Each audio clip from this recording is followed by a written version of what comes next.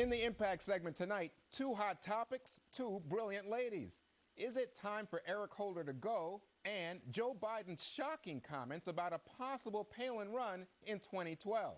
Let's bring in Fox News analyst Leslie Marshall, who joins us from LA, and former White House Press Secretary Dana Perino, who's in Washington.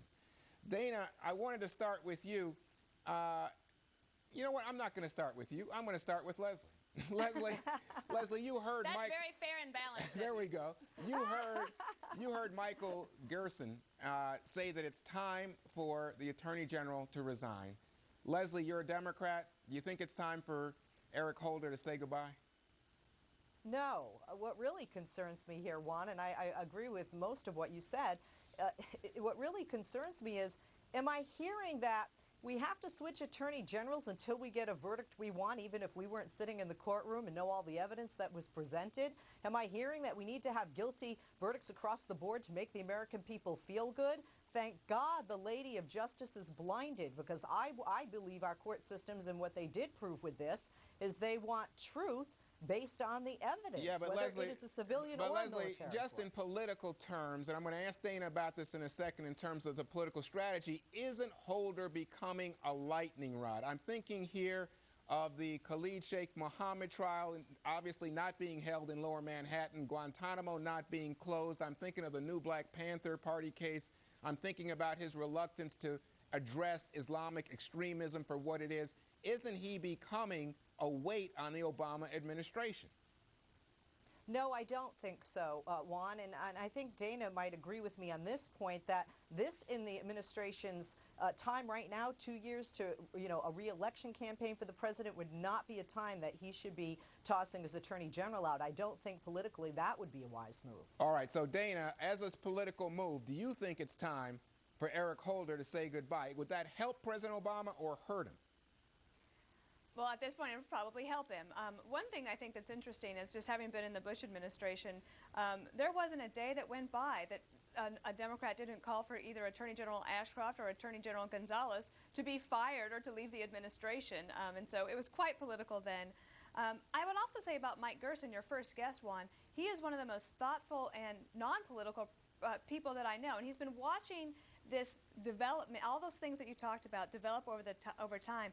And I would tell you that I think that going back to last spring, when a former colleague of mine and we broke a story that said that Eric Holder had not revealed that he had filed an amicus brief in the Jose Padilla case, which was also related to terrorism. And so there has been a building call for him to resign. I personally never think it's my position to call for somebody to resign. Right. But I can see where it could help them make a pivot, Dana, and a good one. But Dana, let's stay with this case, this Jelani case, and let me just say, he's getting 20 to life. He's going to super max. Right, I heard you say that. What are you not happy with in this case? This is what I think is interesting, is that you talked about communications and the politics of it.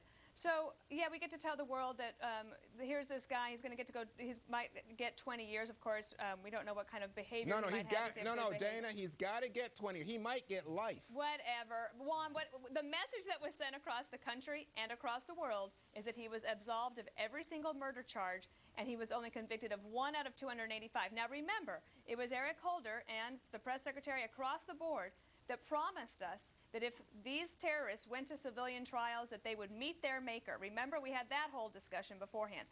This Congress and this president passed a new law allowing for military tribunals. Why we are having this experiment with civilian trials is beyond me. All right, I want you guys now, again, as political analysts, to look at a tape here of Vice President Biden talking about Sarah Palin and the possibility of a Palin 2012 run. I don't think she could beat President Obama, but she's always underestimated. So I think I shouldn't say anymore. Dana, what is Joe Biden up to? It sounds there like he's taking a shot at President Obama and giving a boost to Sarah Palin. No, I think this is what he was doing. One, he was telling the truth.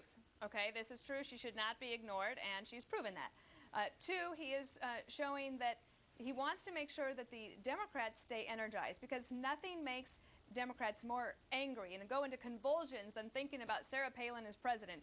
And so I think that he was just having to do that. Plus, if he had said that she was not a serious contender, can you imagine the firestorm that would have erupted? And so I think that he played it very safe today. Well, he could have just said, you know what, I got nothing to say on this subject. She's a lovely lady, and we'll see how the Republican primaries go. He didn't say that.